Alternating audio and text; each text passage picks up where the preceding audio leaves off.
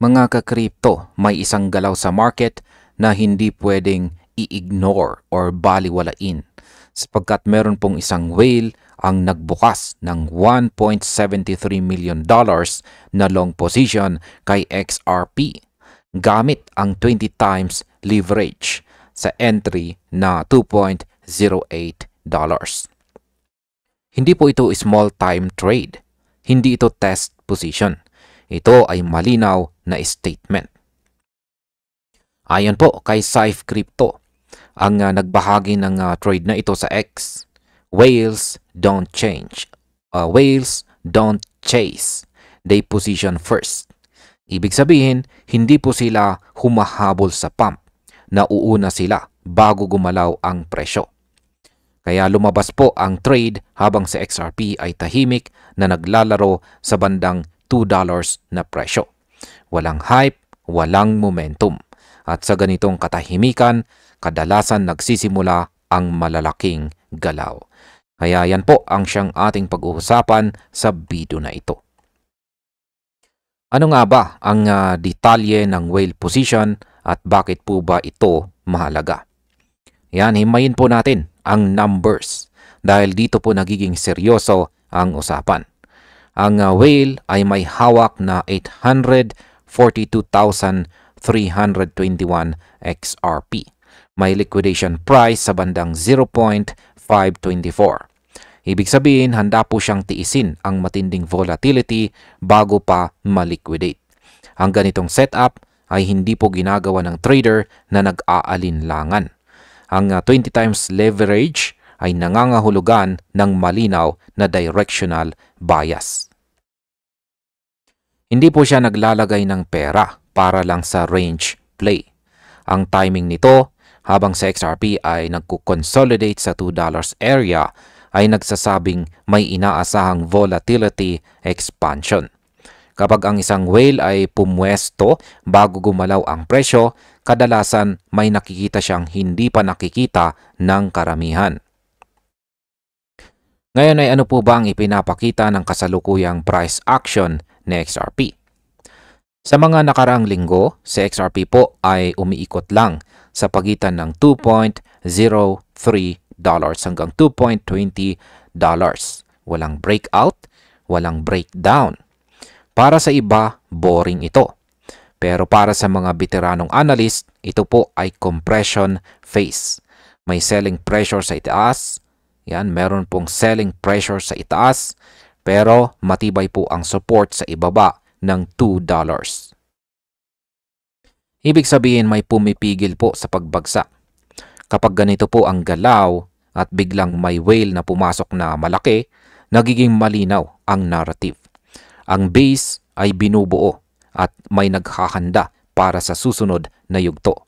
Hindi pa umaakyat sa XRP pero hindi rin siya bumibitaw. At sa crypto market, ang ganitong ugali ay mapanganib na i-underestimate. Ano naman po ang sinasabi ng leverage tungkol sa inaasahang galaw? Importante ito dahil ang leverage ang siyang nagbubunyag ng conviction. Ang paggamit po ng mataas na leverage ay indikasyon na inaasahan ang malakas at mabilis na galaw. Hindi ito pang long-term hold.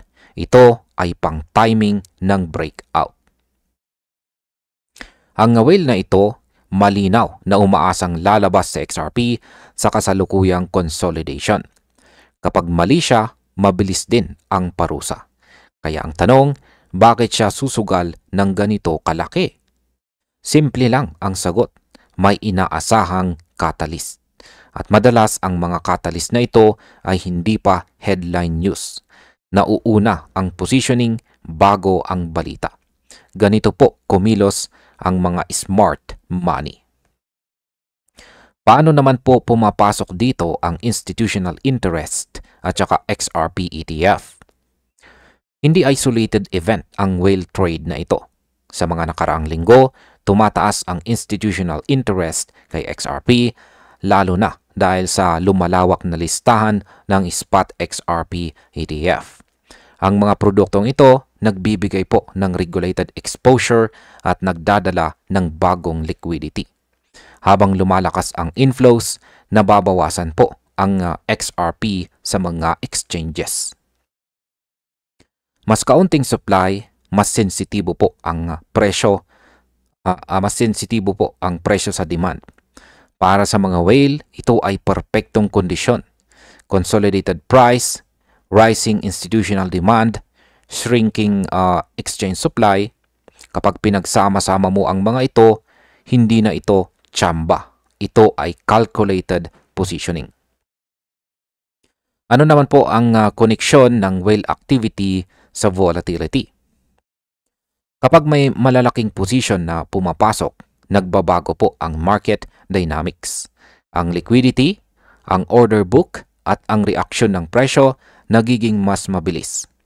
Ang whale position na ito, posibleng magsilbing spark. Kapag gumalaw ang presyo pataas, mapipilitan po ang iba na humabol. Kapag humabol po ang retail, lalong bumibilis ang galaw. Ito ang chain reaction na madalas makita bago ang malalaking rally. Hindi po garantisado pero statistically significant. Kaya't hindi po nakapagtataka kung bakit nakafocus ngayon ang market sa galaw ng mga whales. Sila ang unang gumagalaw bago sumunod ang karamihan. Ano ang kailangang mangyari para ma-validate ang bullish setup? Para maging totoo po ang bullish thesis, kailangan ni XRP ang breakout sa resistance zones. Hindi po sapat ang whale trade lamang. Kailangan po talaga ng follow-through. Kapag nalampasan po ang kasalukuyang ceiling at nag-hold sa itaas, dito po magsisimula ang trend reversal. Ang ETF inflows, kapag nagpatuloy, ay maaring magsilbing suporta sa breakout. At kung may isa pang whale na susunod, mas lalong titindi ang pressure pataas. Sa puntong ito, ang consolidation ay magiging launchpad at ang mga nauna, sila ang unang makikinabang. At bilang panghuli ay ano naman ang aking masasabi tungkol dito. Ayan, sa ngayon, ang lahat ng piraso ay unti-unting nagkakabit-kabit. Tahimik po ang presyo pero maingay ang galaw sa ilalim. At sa crypto, ang ganito pong setup ay madalas nauuwi sa isang direksyon. Hindi natin alam ang eksaktong timing pero malinaw ang intensyon ng smart money.